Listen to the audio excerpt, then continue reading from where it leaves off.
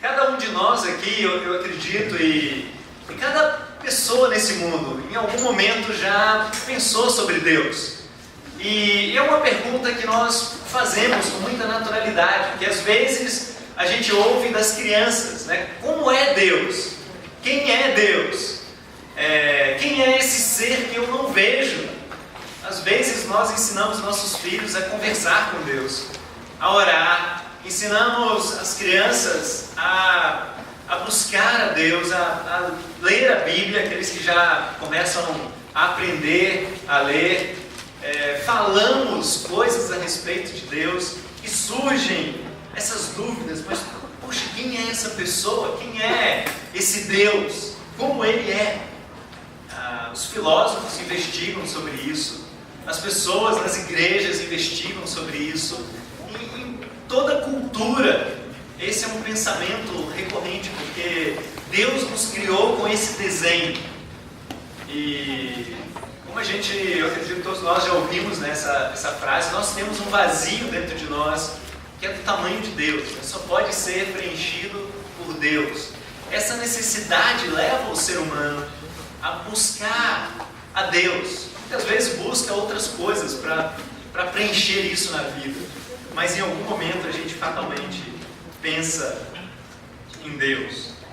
E essa, na verdade, é uma pergunta que ao longo da nossa vida aqui nunca vai ser respondida 100%. Porque nós somos limitados. A gente não compreende algo que transcende a gente muito. A gente não consegue chegar ao ponto de entender completamente, 100%, a natureza de Deus, o pensamento de Deus. Como a gente leu lá em Isaías, né? Os meus pensamentos são mais altos que os seus pensamentos. Deus vive numa outra dimensão, completamente diferente da nossa. Mas isso não deve desanimar a gente, porque, por outro lado, Deus cuidou de se revelar a nós, de se mostrar a nós. E tudo que nós precisamos saber sobre Deus para construirmos nossa vida cristã, para construirmos nossas convicções, nossa fé salvadora em Jesus Cristo, em Deus, nós recebemos de Deus. Nós podemos encontrar nas Escrituras. Amém. A gente falou no nosso primeiro encontro, né? A Bíblia é a fonte de toda revelação de Deus para nós hoje. E aqui nós podemos encontrar muito da natureza de Deus. Nós podemos encontrar o que nós precisamos, irmãos, sobre Deus nas Escrituras. E graças a Deus por isso, porque se dependesse de nós, a gente estaria perdido. Quando o ser humano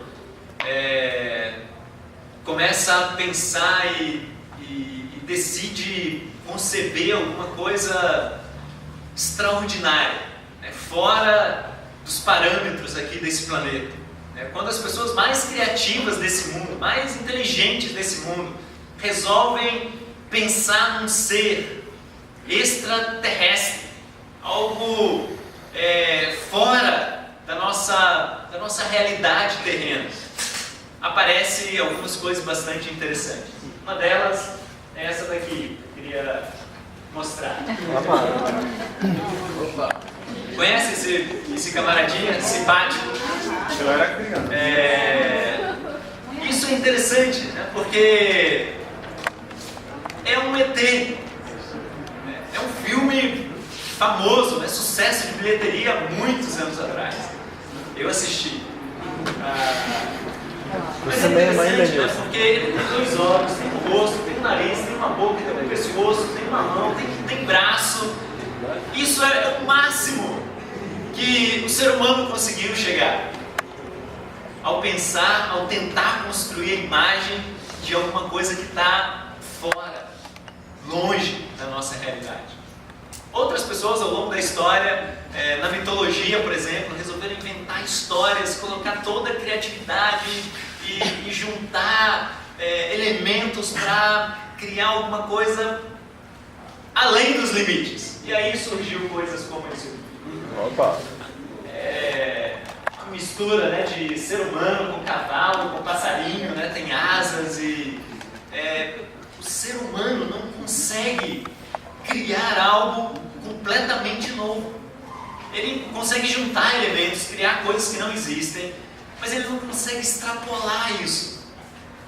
Se a gente olha do viés religioso, do ponto de vista religioso, e a gente pode estudar a história da humanidade a partir desse ponto de vista.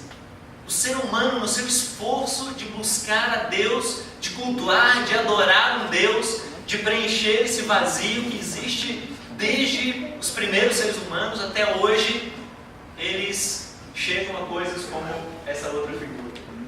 Isso é uma série de... Isso são ídolos que as pessoas adoravam, ídolos da antiguidade, encontrados na Europa há muitos séculos atrás, que há milênios as pessoas adoravam. Era um Deus, a coisa mais perto de Deus que o ser humano consegue inventar. É isso daí. E Deus transcende tudo isso em muito. É um ser muito além do que a gente pode imaginar. A natureza de Deus é muito além. Então, se a gente fosse buscar Deus por nós mesmos, a gente estaria perdido. A gente jamais, por mais inteligente que fôssemos, por mais esforçado que nós fôssemos, nós jamais chegaríamos a Deus. Então a gente precisa que esse Deus que está além da nossa concepção se revele a nós, se mostre a nós, e para a gente compreender alguma coisa da natureza de Deus. Amém. Vamos abrir nossas Bíblias lá em Mateus, capítulo 11. Mas uma outra coisa que eu acho muito interessante é, ao longo da Bíblia, alguns homens e alguns escritores receberam visões de Deus. E essas visões eram visões de um mundo espiritual, desse mundo que transcende o nosso mundo. Eram visões sobre Deus, sobre Jesus Cristo, sobre o Espírito de Deus. E aí é muito interessante, quando a gente lê passagens assim na Bíblia, e eu acho que esses caras passaram o maior aperto, porque Deus dava a visão e depois falava para eles: escreva o que você viu. E eles certamente não conseguiriam fazer isso. Mas como é que eu vou escrever isso? Porque eu não consigo expressar com palavras o que eu vi, porque está além da nossa imaginação, está além do que a gente conhece. E aí você pode ver isso na Bíblia. Ontem eu estava lendo Ezequiel. Ezequiel é fantástico, né? Abre o capítulo 1 de Ezequiel e você vai ver coisas como: olha, o que eu vi era semelhante a isso aqui, era semelhante a uma pedra preciosa, era semelhante a um homem brilhante, era parecido com isso, tinha a aparência daquilo, era como se fosse isso. Eles usavam esses termos para tentar descrever a natureza indescritível que eles viram, porque essa é a natureza de Deus. Aqui no Mateus capítulo 11, Jesus fala um pouco sobre isso. E vamos ler aqui a partir do versículo 25, você pode acompanhar aí na sua Bíblia.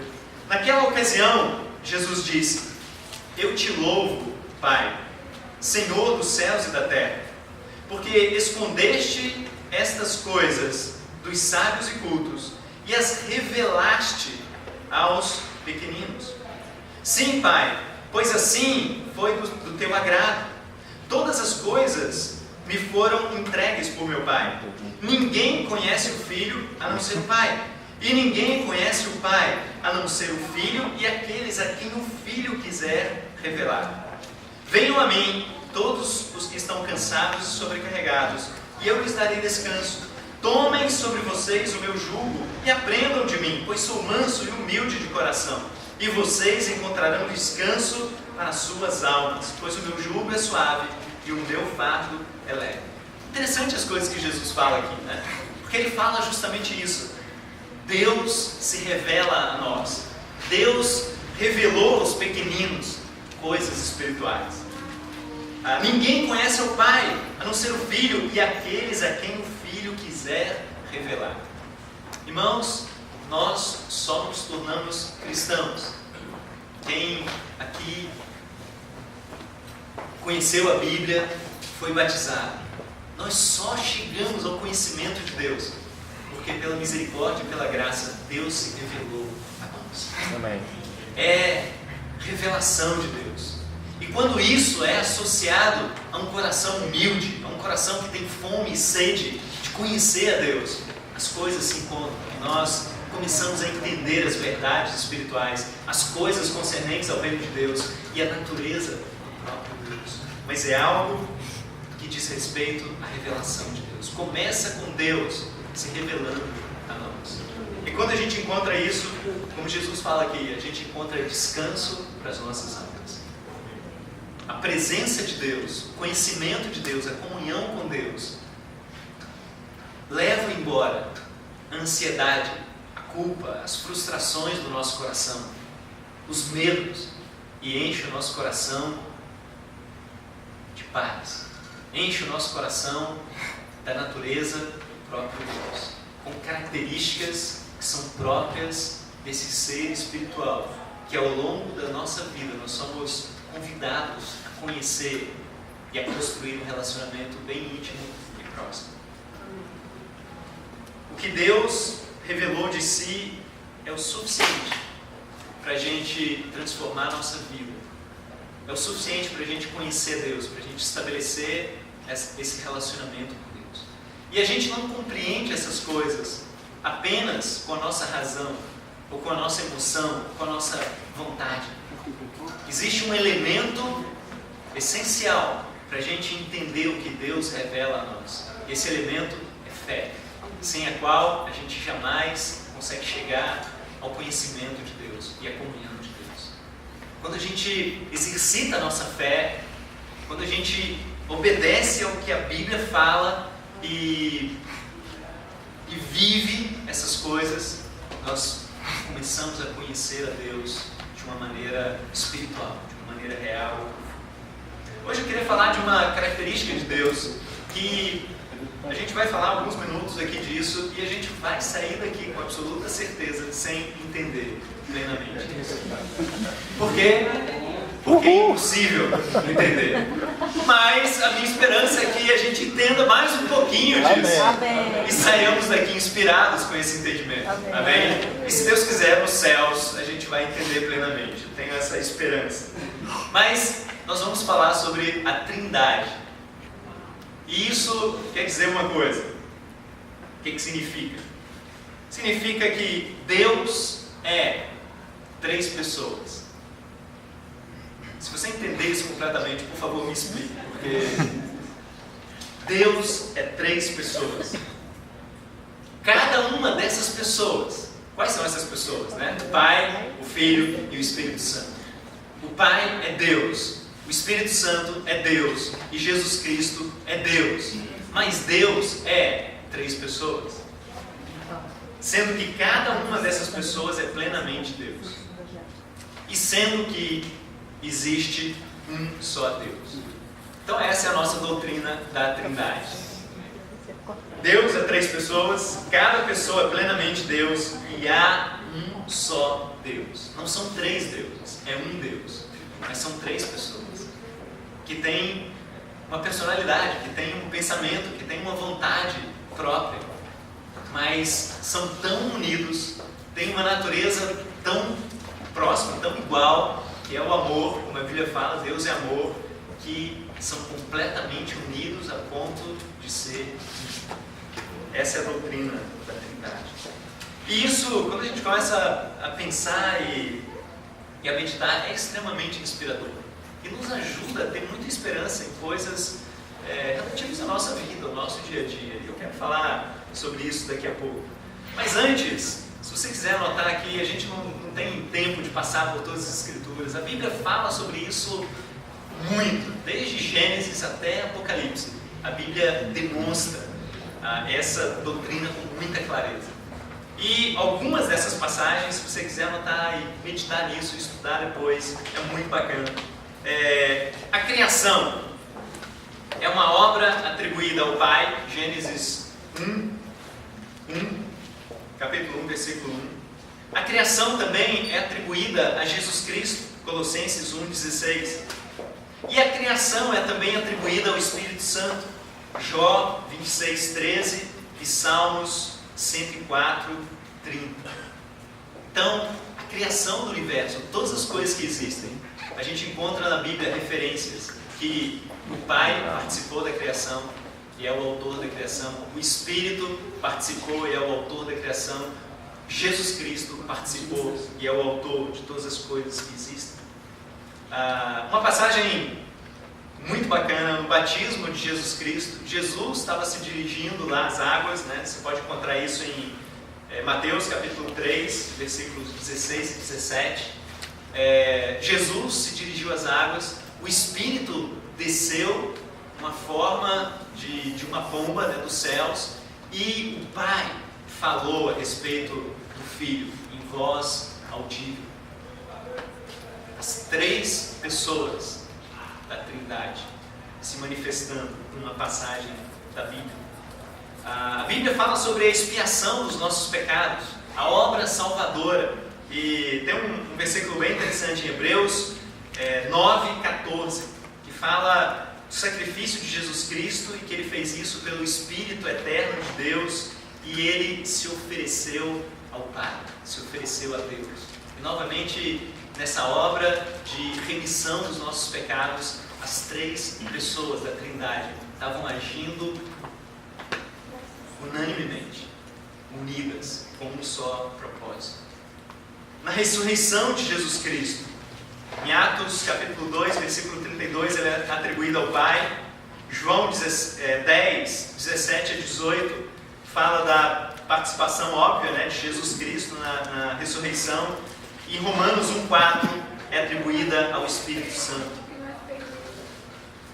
A salvação, de uma maneira geral, 1 Pedro capítulo 1, versículo 2, Pedro menciona a participação das três pessoas. Jesus falou sobre isso em vários momentos, mas tem duas passagens aqui que eu queria ler junto com você. Primeiro em Lucas 1:35, quando Lucas registra o início dessa história, né? Lucas capítulo 1, versículo 35, e fala a respeito da mensagem que o anjo levou até Maria, e o que ele fala para Maria naquele momento. Lucas 1:35, todo mundo achou? Que fala assim, Lucas 1:35, o anjo respondeu: o Espírito Santo, primeira pessoa citada, virá sobre você, e o poder do Altíssimo, uma referência ao Pai, a cobrirá com a sua sombra. Assim, aquele que há de nascer será chamado Santo, Filho de Deus. O Espírito Santo, o Altíssimo e o Filho de Deus, unidos, trabalhando no início da concretização desse plano de salvação de Deus, a vinda do Senhor Jesus Cristo a esse mundo. João capítulo 14, versículo 23. Evangelho de João, capítulo 14, versículo 23.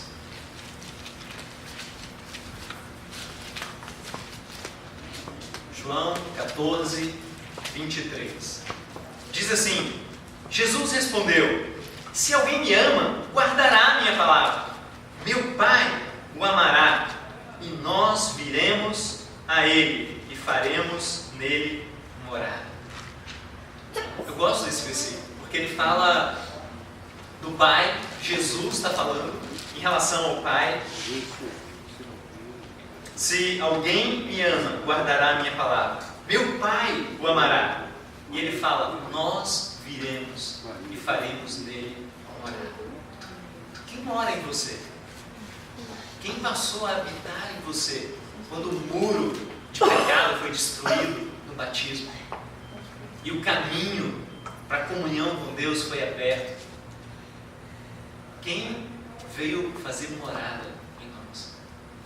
O Espírito Santo de Deus, né? É isso que a Bíblia fala. Mas o que Jesus fala aqui é: nós, eu e o Pai, vamos fazer morada em vocês.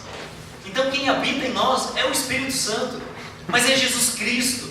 E é o Pai que habita em nós. Porque Deus habita em nós. Muito bom, Danilo. Obrigado. E aí, quem entender isso 100%, a gente pode conversar depois. Mas o fato é, Jesus vive a vida dele, o Pai vive a vida dele, o Espírito vive a vida dele, junto com a nossa existência, junto com a nossa vida. Irmãos, isso é maravilhoso. Isso é extremamente inspirador. Pensar nessas coisas, a gente pode ficar meditando nisso horas e horas. E isso fortalece muito a nossa vida. Sabe uma coisa que eu estava pensando em relação pensando na Trindade especificamente e nessas coisas que a Bíblia fala? Isso, para mim, pessoalmente, para mim, é uma prova da existência de Deus. E uma prova cabal da veracidade da Bíblia. Porque se um ser humano fosse construir um livro sobre um Deus, ele não conseguiria conceber isso, porque isso está além da nossa imaginação. É verdade. Está além da capacidade humana de conceber. Isso aqui é de Deus. Não tem outra explicação, não tem outro fenômeno que dê alguma coisa lógica, uma explicação lógica para isso. Vem de Deus. Isso é uma das provas, uma das seguranças que a gente pode ter, porque está muito além do ser humano. Por outro lado, a gente precisa tomar cuidado com isso, porque talvez por não ser de fácil entendimento e de total compreensão, essa foi uma doutrina muito atacada ao longo da história. Hoje, a gente vê correntes religiosas falando sobre isso. Talvez você já tenha encontrado alguma coisa assim. Alguém falando que, não, Jesus não é Deus. Jesus é um profeta. Jesus é o maior dos profetas. Mas ele não é Deus. Ele não é como Deus. Talvez você já tenha ouvido falar, não, Jesus, ele foi criado por Deus. Ele é uma criação de Deus. E isso não bate com o que a Bíblia fala. Isso não bate com o que Deus revelou para nós a respeito da sua própria natureza. Mas isso não é moderno. Isso vem de muitos séculos atrás. Teve um grande ataque que a história registra, na história da igreja, no século IV, um bispo da igreja chamado Ário, ele resolveu ensinar e a divulgar para a igreja essa doutrina, que Jesus era uma criação de Deus, que Jesus não era Deus, que esse negócio de trindade não existia, que não tinha essa igualdade entre o Pai, o Filho e o Espírito Santo. E isso provocou muita dor e muita destruição espiritual no meio da igreja naquela época.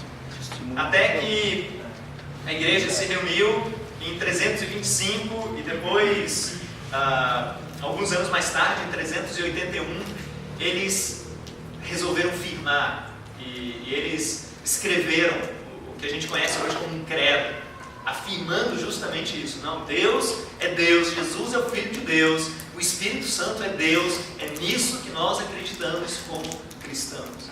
E a partir disso, a fé pôde novamente se solidificar e chegar até nós.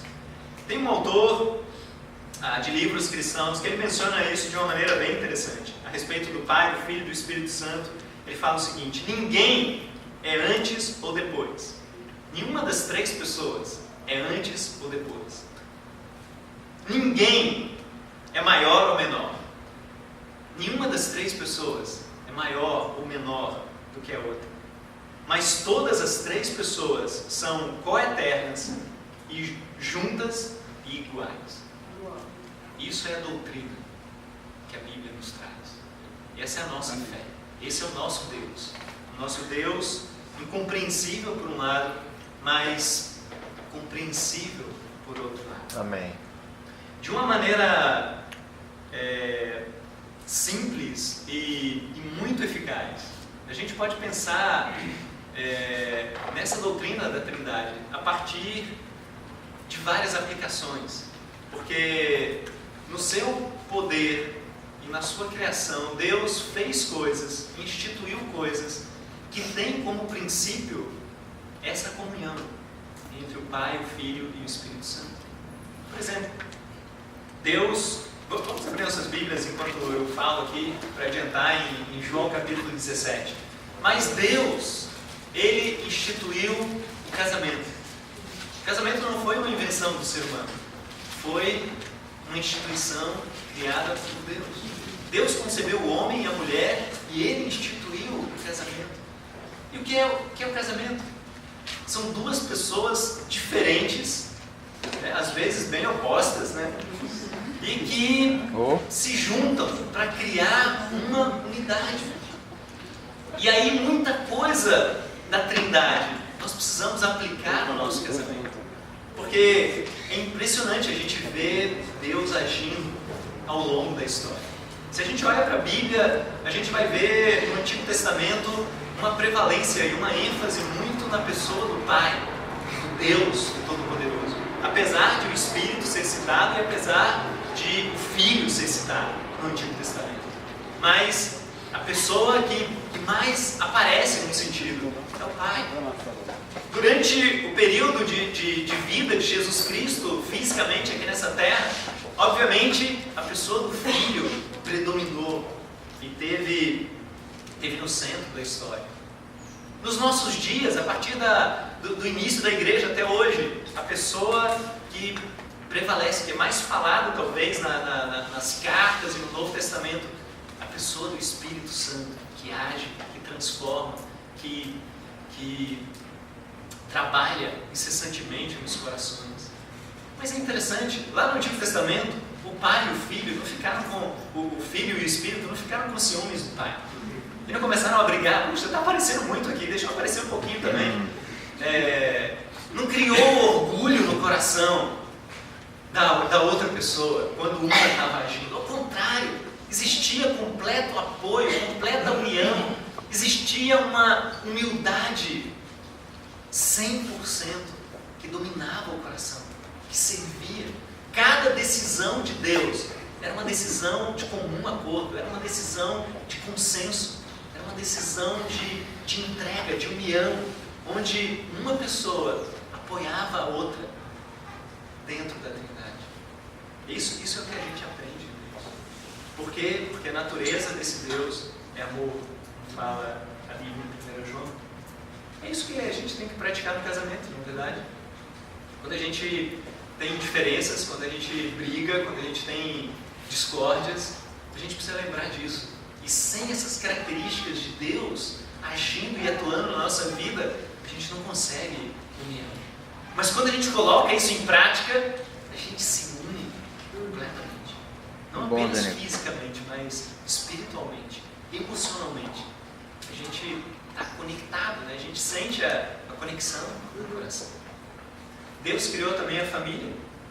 Deus criou o casamento pensando na construção, na constituição de uma família. E o que é uma família? São mais pessoas diferentes ainda, tendo que ser unidas. Cada filho é diferente um do outro, não é verdade? Para quem tem mais de um filho. É diferente. As personalidades são diferentes, as características, a maneira de agir, tudo é diferente.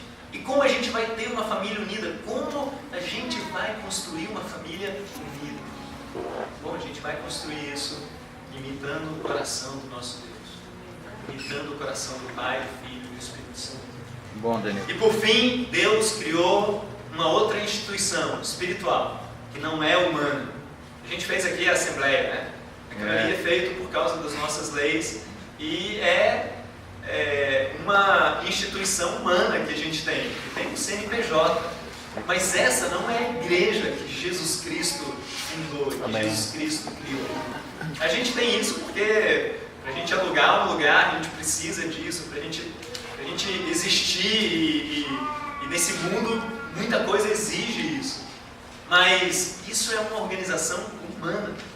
Nós, seres humanos, criamos dentro de uma sociedade que é humana. Mas a igreja é espiritual. Amém. A igreja de Jesus Cristo está num outro plano também. É espiritual. E o plano de Deus é que essa igreja seja completamente unida. O plano de Deus, irmãos, é que eu e você e cada um dos irmãos que está do seu lado, que está lá na frente, aqui atrás, que a gente seja completamente unido. Mas caramba, a gente é diferente, né? Oh. Quando a gente convive muito junto, a gente briga. Por quê? Porque a gente pensa diferente. Porque a gente tem expectativas diferentes, fundos diferentes, tem um monte de coisa. A gente tem muito mais diferenças do que semelhanças. E aí a gente briga, e não briga pouco, briga muito. Como fazer para ter união?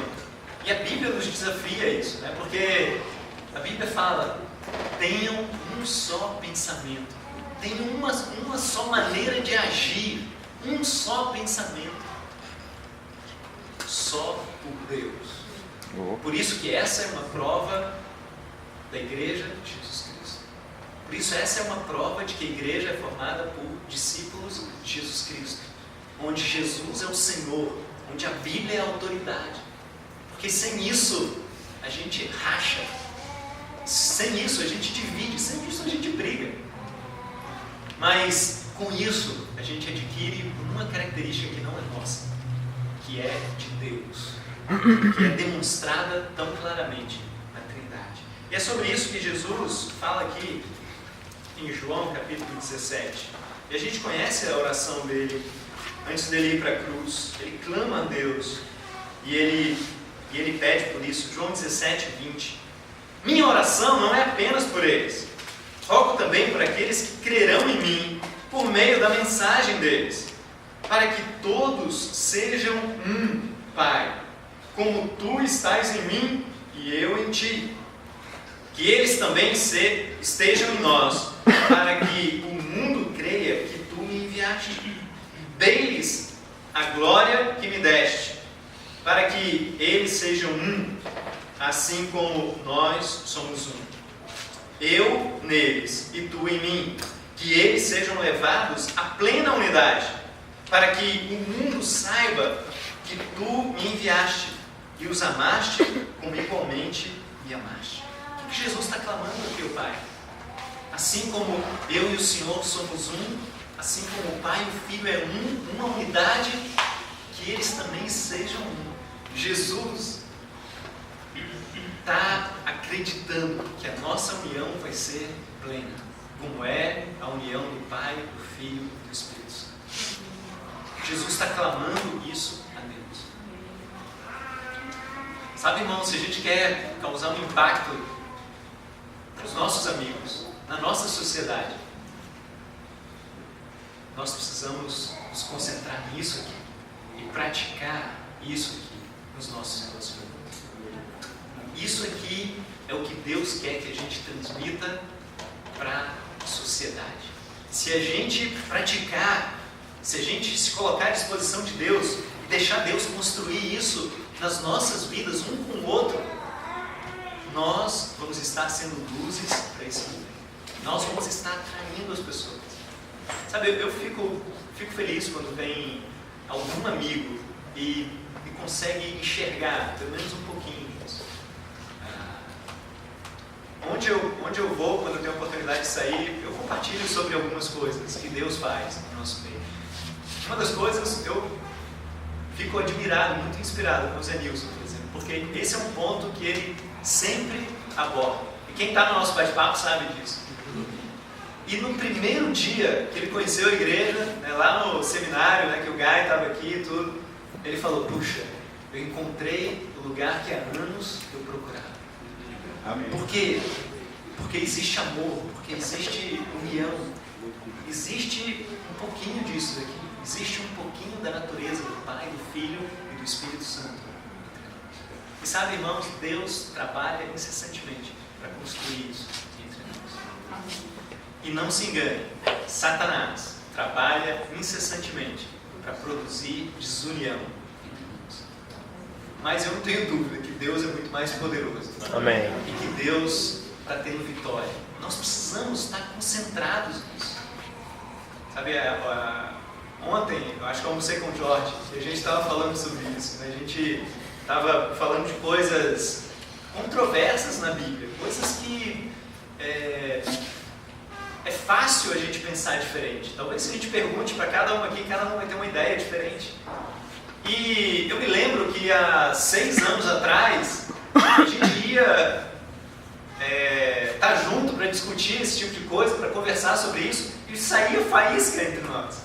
A coisa não acabava muito bem, mas a gente fica tão feliz hoje, porque a gente fala de coisas assim, e a gente sai super unido, a gente sai conectado de coração. E é isso que Deus tem construído. É isso que Deus tem construído entre o Ariel, o Jorge, o John, o Daniel, eu.